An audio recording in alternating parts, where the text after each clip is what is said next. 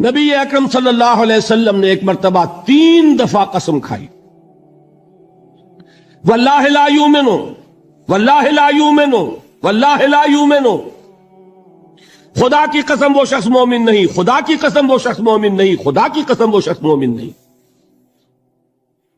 واقعہ یہ ہے کہ ہم تصور نہیں کر سکتے کہ صحابہ کیسے لرز گئے ہوں گے، کانپ اٹھے ہوں گے، کون وہ بدبخت ہے، کون وہ شقی ہے جس کے بارے میں اللہ کے رسول 3 دفعہ قسم کھا کر فرما رہے ہیں کہ وہ صاحب ایمان نہیں۔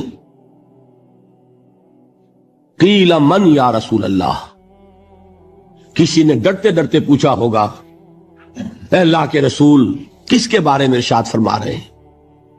اب جواب سنیے، الذی لا یامن جارہ بوائقہ، وہ شخص کے جس کی ایذا رسانی کی وجہ سے، جس کی بدخلقی کی وجہ سے اس کا پڑوسی امن میں نہیں ہے۔ یہ کوئی گناہ کبیرہ ہے؟ آپ کی فہرست میں تو گناہ ہی نہیں، کبیرہ کیا سوال، صغیرہ بھی نہیں۔ زیادہ زیادہ آپ یہ کہیں گے کہ ذرا بد اخلاقی ہے، کج خلقی ہے، بس اچھا کردار کا معاملہ نہیں ہے، یہ کہیں گے، گناہ کی فہرست میں نہیں آئے گی بات۔ کبیرہ بہت بڑی شے ہے، لیکن اس پر اللہ کے رسول نے 3 دفعہ قسم کھائی، ایمان نہیں ہے، ہرگز نہیں ہے، خدا کی قسم نہیں۔ فرمایا حضرت انس ابن مالک نے، یہ روایت جو میں نے آپ کو ابھی سنائی ہے، یہ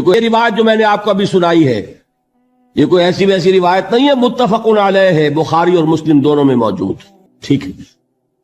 وہ حضور کے خادم خاص ہیں، جیسے ذاتی کوئی ہوتا ہے معاملات میں مدد کرنے والا، خدمت کرنے والا، وہ ہے انس ابن مالک۔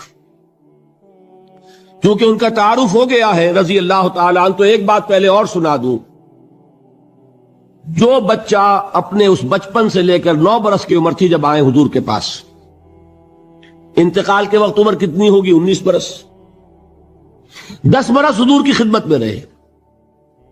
پہلے تو حضور کے اخلاق کی جو گواہی وہ دے رہا ہے وہ اس کی زبان سے سنیے کہ میں 10 برس حضور کی خدمت میں رہا، کسی بات پر ڈانٹنا تو کجا، حضور نے کبھی مجھ سے یہ بھی نہیں فرمایا کہ اے انس تم نے وہ کام کیوں نہیں کیا۔ یہ ہے ایک آقا کی حیثیت سے محمد الرسول اللہ صلی اللہ علیہ وسلم کا اخلاق۔ اگر نہیں کیا خود کر لیا، کوئی ڈانٹ ڈپٹ نہیں۔ حالانکہ بچے ہیں، بچوں کو ویسے بھی ڈانٹ ڈپٹ دیا جاتا ہے، لیکن نہیں۔ اب ان صحابی کی ایک گواہی سنیے، قلما خطبنا رسول اللہ صلی اللہ علیہ وسلم الا قال، فرماتے ہیں کہ شاذ ہی کبھی ایسا ہوا ہوگا کہ حضور نے کبھی خطبہ ارشاد فرمایا ہو اور اس میں یہ الفاظ نہ ہو۔ الفاظ سمجھ رہے؟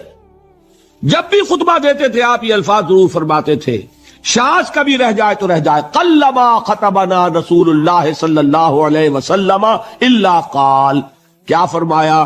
لا ایمان لمن لا امانت لہ ولا دین لمن لا عہد لہ، جس شخص میں امانت داری نہیں اس کا کوئی ایمان نہیں، جس میں ایفاء عہد نہیں اس کا کوئی دین نہیں۔ بنا پھرتا ہو وہ دیندار، بنا پھرتا ہو وہ صاحب ایمان اور امتی حضور کا، امانت داری نہیں تو ایمان نہیں، ایفاء عہد نہیں تو دین نہیں۔ کس کا فرمان ہے؟ کسی آج کے زمانے کے مفتی کی بات نہ سمجھ لیجئے گا کہ جس کو آسانی سے آپ چاہیں تو رد کر دیں۔ یہ محمد الرسول اللہ صلی اللہ علیہ وسلم کا فرمان ہے۔ پھر ایک متفق علیہ روایت بخاری اور مسلم کی، راوی پھر کون ہے؟ ابو ہریرہ رضی اللہ تعالی عنہ، فرماتے حضور نے ارشاد فرمایا لا یزنی الزانی حین یزنی وہو مومن ولا یسرق السارق حین یسرق وہو مومن ولا یشرب الخمر حین یشرب وہو مومن، کوئی زانی حالت ایمان میں زنا نہیں کرتا۔ کیسے ممکن ہے؟ ایمان ہو اور زنا ہو جائے؟ پھر وہ ایمان دھیلے کا ہوا؟ کیا قدر و قیمت اس ایمان کی؟ وہ تو اٹھا کر پھینک دینے کی چیز ہے۔ ایمان اور اخلاق پہ اثر انداز نہ ہو، ایمان اور کردار کو نہ بدلے، ایمان اور عمل کو نہ بدلے تو کس مرض کی دوا؟ پھینکو اٹھا کر۔ نہیں ممکن کہ ایمان ہو اور زنا ہو، نہیں ممکن کہ ایمان ہو اور چوری ہو۔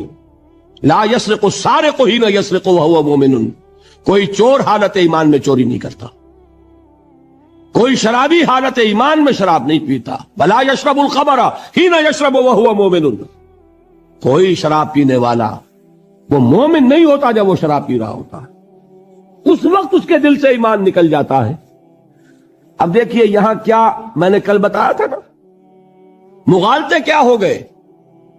مغالطے یہ ہو گئے کہ اس کو سمجھ لیا قانونی بات، یہ قانونی بات نہیں ہے، وہ قانونی ایمان کی بات نہیں ہو رہی، یہ حقیقی ایمان کی بات ہو رہی۔ قانونی ایمان کی بات ہو تو یہ کافر ہو گیا، پھر کافر نہیں ہے۔ قانونی ایمان کا دار و مدار قول پر ہے، یہ وہ حقیقی ایمان ہے، قلبی یقین والا ایمان، اس کے بارے میں فرمایا جا رہا ہے وہ دل سے نکل جاتا ہے تو گناہ ہو سکتا ہے۔